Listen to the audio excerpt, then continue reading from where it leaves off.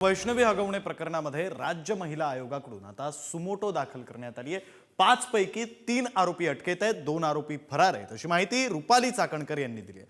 बाळ राजेंद्र हगवणे यांच्या मावस भावाकडे होतं असं सुद्धा चाकणकरांनी म्हटलंय, तर कुणालाही पाठीशी घातलं जाणार नाही अशी माहिती रुपाली चाकणकर यांनी दिली। आरोपींवर कडक कारवाईसाठी पाठपुरावा केला जाईल असंही चाकणकरांनी म्हटलं।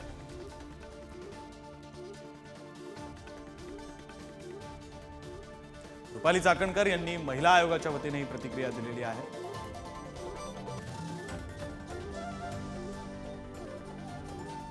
राज्य महिला आयोगाच्या अध्यक्षा रुपाली चाकणकर ताई आपल्या सोबत आहेत। आता राज्यात जे वातावरण तापलेलं आहे हगवणे प्रकरणावरून, त्याबद्दल त्यांचं म्हणणं काय ते आपण जाणून घेत। ताई, काय सांगाल, काय प्रकरण नक्की आणि काय तुमची भूमिका आहे? ही घटना घडली त्या समजताच मी राज्य महिला आयोगाच्या वतीने यामध्ये सुमोटो दाखल केला 19 तारखेला आणि बावधन पोलीस स्टेशनला याबाबतच्या सूचना दिल्यात की कडक कारवाई करावी।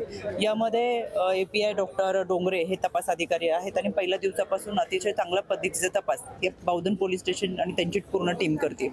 आरोपींवरती गुन्हा दाखल करण्यात आलेला आहे। यामध्ये 5 आरोपी आहेत, त्यापैकी 3 आरोपी अटकेत आहेत, 2 आरोपी फरार आहेत। सासरे आणि दीर हे फरार आहेत आणि त्यांचा तपास सुरू आहे। पण या फरार आरोपींच्या तपासासाठी 4 टीम तैनात केलेल्या आहेत। कालपासून अँटी गुंडा टीम सुद्धा यामध्ये सहभागी झालेली आहे। पोलिसांची स्वतःची टीम असेल, सायबरची असेल, क्राईमची असेल, अशा सगळ्या टीम यामध्ये तपास करतात आहे। बालविवाह होणार नाही याची काळजी आईवडिलांनी घेतली पाहिजे आणि म्हणून मला असं वाटतं हुंडा जर कोणी मागत असेल तर हुंडा देण्यापेक्षा त्यांची तक्रार पोलीस स्टेशनला केली तर पोलीस नक्कीच त्याची दखल घेतील।